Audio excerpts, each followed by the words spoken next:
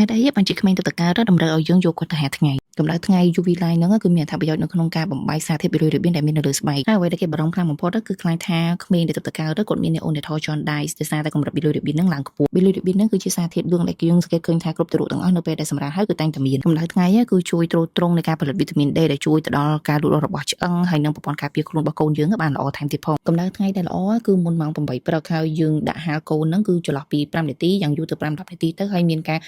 បាំងភ្នែក cover ភ្នែកដូចយើងធ្លាប់បានធ្វើនឹងអញ្ចឹងដើម្បីការពារកុំឲ្យមានការបំផ្លាញពីកាំរស្មី UV បំផ្លាញទៅលើភ្នែករបស់កូនយើងល្អបំផុតគឺដកអាវដកខោចេញទៅរបៀបលក្ខណៈ sexy តិចណាយើងពាក់តែខោទឹកនោមអញ្ចឹងទៅបានហើយយកទៅហាលថ្ងៃហើយកុំហាលយូរខ្លាំងពេកតិចទៅហាលគ្នាម៉ោង9ម៉ោង10ងៀតល្មមកលីហាលល្មមតោះឥឡូវហ្នឹងកំពុងក្តៅផងចុះបើថាបើសិនជាក្នុងករណីអាកម្រិតពីលុយរបៀនអ្នកកម្រិតជាលឿនហ្នឹងកើនឡើងខ្ពស់ខ្លាំងពេក